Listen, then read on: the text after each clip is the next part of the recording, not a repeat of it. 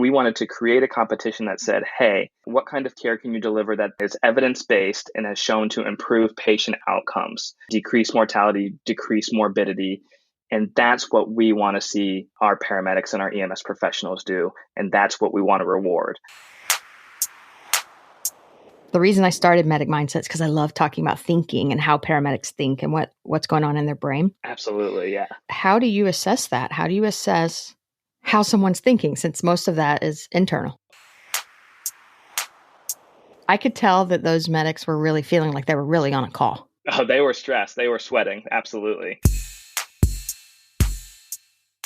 Welcome to Medic Mindset. I'm Ginger Locke. In this episode, I talked to Jon Bailey. Jon is a firefighter paramedic in Fairfax County, Virginia. He's the lead educator of Fairfax County Fire and Rescue's EMT to Paramedic program.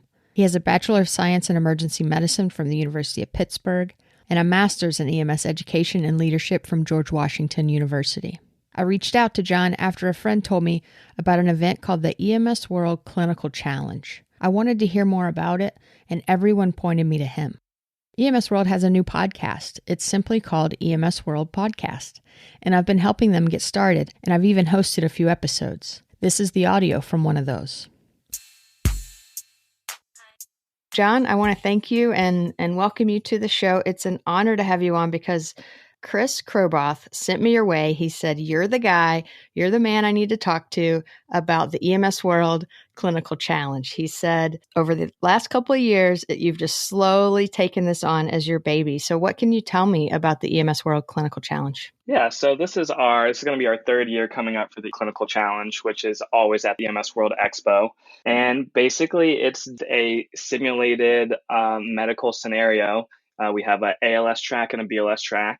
And teams will go through and they'll run the scenario just like they would any EMS call, assess their patient, decide their plan of action, deliver their treatments.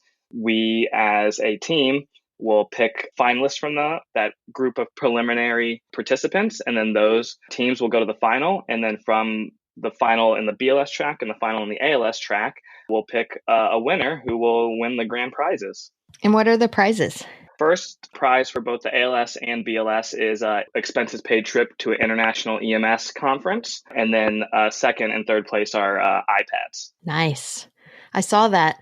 And it seemed kind of nebulous. You were just saying an international conference. What's that about? It started a couple years ago when EMS Copenhagen kind of had their first EMS-based international conference, and I went there and loved it. And just to see how the rest of the world approaches EMS and what they're doing differently, I got a great perspective. And I think that the more that we integrate internationally as an EMS community and the more we learn from each other, the more that we can bring back here to the US. So it just is a great way for our EMS professionals in the US to kind of see what the rest of the world is doing. So in preparation of this conversation, I watched one of these simulations, one of the EMS World Clinical Challenges simulations on Facebook, because last year it looked like you guys was it a live feed or a pre-recorded video that you posted? It was a live feed, Facebook Live. Yeah. Wow, that's brave of those medics. Good for them. Yeah, they jumped right into it and they just they went with it. Well, I think medics are used to having an audience, right? Like there's usually someone else there besides the patient. Absolutely, yeah. As I was watching it, I was really impressed with the fidelity, like how nice the simulation looked in terms of, it looked like you guys had fake grass down and you had something projected on the wall, or maybe it was just a large mural or something that looked like the setting. They were large, really large photos, background photos that we put up. Yeah. It looked really good. And live actors. Yeah. I could tell that those medics were really feeling like they were really on a call. How long ago did you find her like this? About 10 minutes. 10 minutes? When was the last time you heard something from her? Yesterday. Did anything like this ever happen before? She tried to overdose a couple of years ago. A couple of years ago? You said medications were on the nightstand? So, the nightstand, I'm not good. I don't know. I think it might have been sleeping pills, but I'm not sure. Good, we got this secured down. Have I got a non-rebreather somewhere? Oh, they were stressed. They were sweating. Absolutely. But that's kind of what we go for is it's a term called suspension of disbelief, which is where you're putting people in a situation where Yeah, they know it's a simulation, but you try to modify as much of the scenario, the background, the simulated patient, the delivery of real medications, drawing up medications so that they really feel like they're running a real call. And that way they kind of retain that information in that environment so that when they're in that environment in the real world, they can recall it in the same way and put it into practice. In your head right now, have you designed the ones that are going to happen this year in New Orleans, or are you still working on that? How far are you down the road as far as conceptualizing what it's going to be this year? We have our main ideas, so ideas of what we want them to be, and our team members right now, we've just started coming together and brainstorming what we want our specific objectives to be, our treatment objectives, and the vital signs, how the patient's going to trend and how they're going to react to different treatments. So the main idea is there, and we will be tweaking them probably up until right before the day or 2 days before the competition, when we talk to all of our medical directors to make sure that everything's like clinically vetted and makes sense. So I noticed you had medical directors. I think Salim Razai was one of them. Oh yeah, Sal. Yeah, what a great guy. What is he in charge of? What is Dr. Razai's role, or and the other medical directors? They don't try to run the show. Their main role is to help us make sure that everything is clinically vetted, to make sure that the patient presentation, patient vital signs, the reaction to expected treatments just makes sense clinically. But then they also have a role in evaluating each team and putting their opinion in how the teams fared and how they performed to grade, to evaluate the team members. So as an educator, I was really curious to see how y'all were grading these, right? So if someone wanted to participate, I think it's amazing just to go do it, right? Even if they don't have the goal of winning, just to go run a simulation like this. They may have never run a simulation that will be this so much effort and production quality put into it. So it's a really great opportunity, even if they're not particularly focused on like being the winner. Yeah. But I did look at how you decided to evaluate them. You're going to assign a score, right? Is it going to be numerical? Yeah, it's a numerical score, yeah. On the website, it said the 5 things you're looking at are clinical knowledge, teamwork and communication, situational awareness, and critical thinking. Yeah. I'm most interested in the last one because the reason I started Medic Mindset is because I love talking about thinking and how paramedics think and what's going on in their brain. Absolutely, yeah. How do you assess that? How do you assess how someone's thinking, since most of that is internal? Some of it will be kind of just watching the team and how they interact to see kind of what's verbalized and what's done during the call, during the simulation, seeing how they're working through their assessment of their patient, their vital signs, their patient presentation, and kind of building their treatment plan. So we kind of take that in. But then at the end, we will ask them like, hey, what differentials did you have for this patient and why? And what was your working differential and why did you come to that conclusion, to kind of really pull out their process of critical thinking and how they decided to go about treating this patient. So we're really big on trying to pull that out and see what teams were thinking when they were running through their scenario. I'm happy to hear that you probe their thought process after the fact, because I think some medics, if they came in as a team, as a duo, where they're actually partners, the communication, as you know, like it might be minimal because they just don't have to verbally out loud communicate that much anymore. Yeah. But I'm the same with you. As I'm watching students go through simulations, I can almost tell what they're thinking based on the logical sequence of what they pick to do next. Yeah. I think clinicians like you and Dr. Razai and the other evaluators we're almost mind reading each other, I bet. Yeah. And that's the great thing about the team that we always bring to EMS World to be evaluators. We have some paramedics, we have emergency nurses, we have some EM docs, but besides being clinicians, they're also clinical educators. And so they kind of have a base, like just like you said, based on kind of what they see and what they decide to do next and what their follow-up questions may be. We can kind of have a really good feeling of what thought process they're going through and how they're deciding to treat their patient. And we will take that into account, as well as kind of probe them at the end to kind of pull out more information. I decided it might be interesting to call up Dr. Salim Razai and ask him what he looks for when evaluating someone's critical thinking.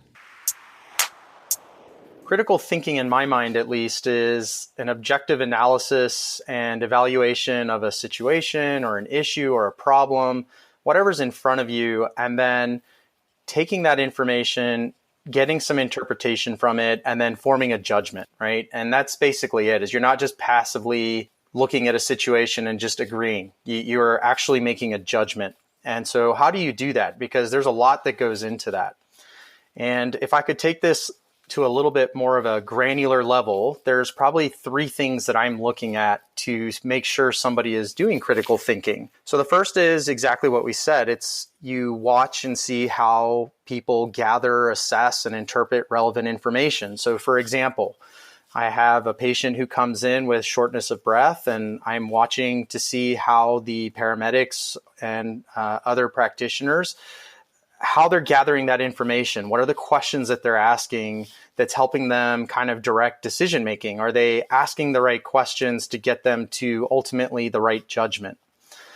The second part of that is that they come to a well-reasoned conclusion or solution based on that information. So for example, in the case of shortness of breath, if I tell you this patient has a history of CHF, and I see that the paramedic is going down the right pathway of applying CPAP to the patient or giving them nitroglycerin, or maybe even thinking about furosemide for downstream effects. Well, that kind of tells me that they've reasoned through the problem fairly well and are figuring out the solutions to treat that. And then the final thing, and I think probably the most important thing is that we have to look at those kind of conclusions, judgments, solutions, and we have to compare them to the relevant criteria and standards that exist for whatever the disease process is. So in other words, what does best evidence say we should be doing for best practice? And so in somebody who's coming in with CHF, we know that there's good evidence to support the use of CPAP and nitroglycerin in that situation. Now, there's one thing I didn't mention here, and that's that we all have to think on our toes when we're working clinically because nobody follows textbooks. And so you're also looking to see that people are kind of thinking outside of the box. They're using alternate systems of thought.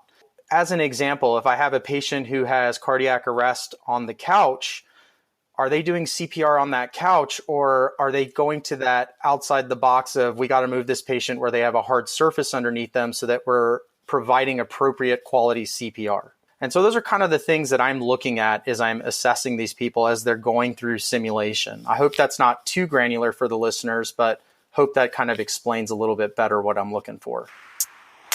I'm kind of taking a left turn here, but I was just thinking about the video, and that I Simulate Reality was just beeping, and you've got a little bit of ambient stress. Is that on purpose with the sounds? It is. Yeah, all that's on purpose. We try to, introduce the same sort of things that would be the stressors that would be involved or that would be present in a real medical situation.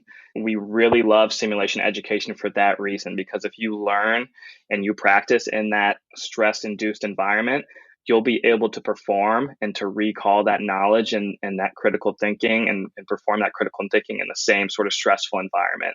And that's really what we, okay, the prizes and the competition, that's fun and that's cool.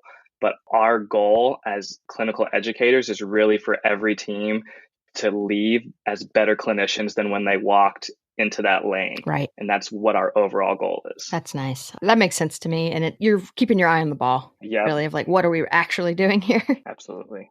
What would you say to the person? This person might be me. Okay, I'm asking for a friend. Yeah. What would you say to a person who would love to do this, would love to challenge themselves in this way, but quite frankly, like they just feel a little intimidated because it's on the Expo exhibit hall. It's a big team of people, strangers watching you. Yeah.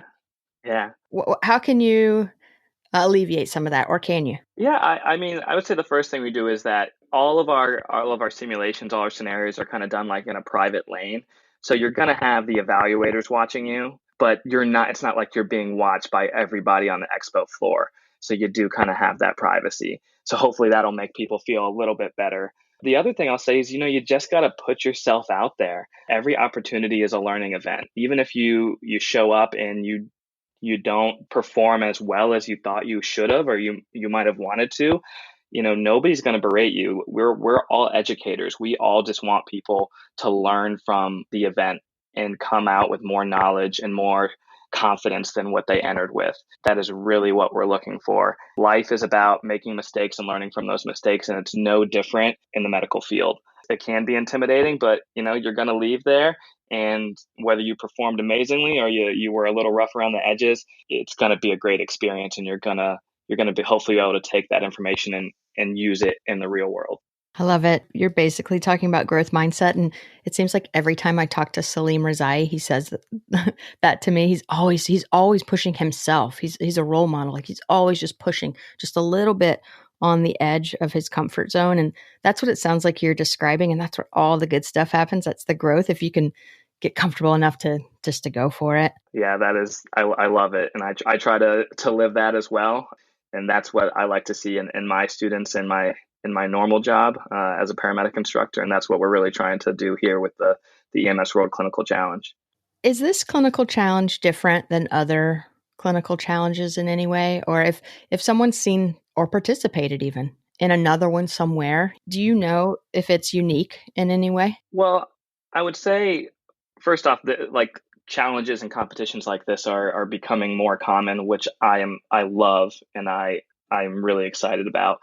But in the past, a lot of these competitions were kind of like an obstacle course. Like, what could you do the fastest? How could you move your patient the fastest through all these obstacles? And that's not how medicine works. So, when EMS World and all of our other partners and people who were brainstorming came up with this, we were like, hey, we want our clinicians to provide care that's going to improve the outcome of our patients in the real world. That's what we should really be focusing on. It shouldn't be about how fast you can move somebody, because we all know that sometimes moving the patient immediately is actually worse for the patient. We wanted to create a competition that said, hey, what kind of care can you deliver that has been clinically shown, is evidence-based, and has shown to improve patient outcomes, decrease mortality, decrease morbidity.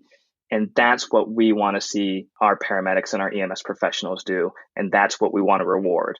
And so that's what I think is really different about the clinical challenge versus competitions, EMS competitions from the past. Yeah, so it's less push-ups and more cognitive. Absolutely. Yeah, still sweating though. Believe me, still sweating. Oh, I bet. So let me ask you this. I think I know the answer. I think the answer is no. But if I wanted to swing by and watch, I can't watch, can I? Because you're protecting kind of the confidentiality and privacy of these participants. Most people, unless you're an evaluator, you wouldn't just be able to just walk off the expo floor and watch, because we're kind of keeping them, keep it private so that they can perform the best that they can, without feeling too self-conscious. Sure. Can you imagine if there's like a huge stage and everybody was just watching? Oh, I know, right? But there is a chance they'll be on Facebook Live. When does that happen? So usually every finals day, which is the third day of the competition, EMS World and their social media team will come by and they'll do a Facebook Live just to kind of show the world what it's like and hopefully get people excited about it. So that's on the finals day. Okay, so on the finals. So if you've made it to the finals, there's a chance you're going to be on the big screen. That's right. You're going to be online for everyone to see, for the world to see. How would somebody sign up? Signing up, you just go to EMS World, and when you either sign up for the EMS World Expo convention or sign up for the Expo floor, there should be an option for you to also join the clinical challenge there as well. Are there still slots open? There are, yeah. I'd say we're probably about half full now, but there's still slots open. Awesome. I can't wait to meet you in person at Expo. We're going to have fun in New Orleans. I actually haven't been there in a long time, so I'm excited to go back down and explore. I already got my restaurants picked out. Oh, really? I'm going to have some shrimp and grits at, I think it's called Mr. B's. And there's this amazing brunch place called the Ruby Slipper. And they have Eggs Benedict, like 20 different ways. It's called Ruby Slipper because they have a drink. It's like a mimosa with something pink and lovely in it. Yeah, that's Eggs Benedict is like my favorite breakfast food. I actually just had some. Today? Yeah, today. Yeah, I ate my Eggs Benedict and then I came to talk to you. So that's my jam. Well, we should go to the Ruby Slipper and have some Eggs Benedict together. Absolutely. Well, thank you for spending some time with me. Anything else that a Medic Mindset listener or an EMS World podcast listener should know? I would say just the only way to learn and get better at your craft is to put yourself out there and to try it and learn from it, and just like anything else. So go for it. Things are going great for Medic Mindset. We've been going strong for 3 years, and a mentor told me that at the 3-year mark, I'd see the number of listens just explode. He was absolutely right, and you guys are to credit. Thanks for listening and sharing your favorite episodes with other medics. I'm having more fun podcasting than I ever have. The absolute best part of all of this is connecting with you guys, so I hope you'll keep reaching out.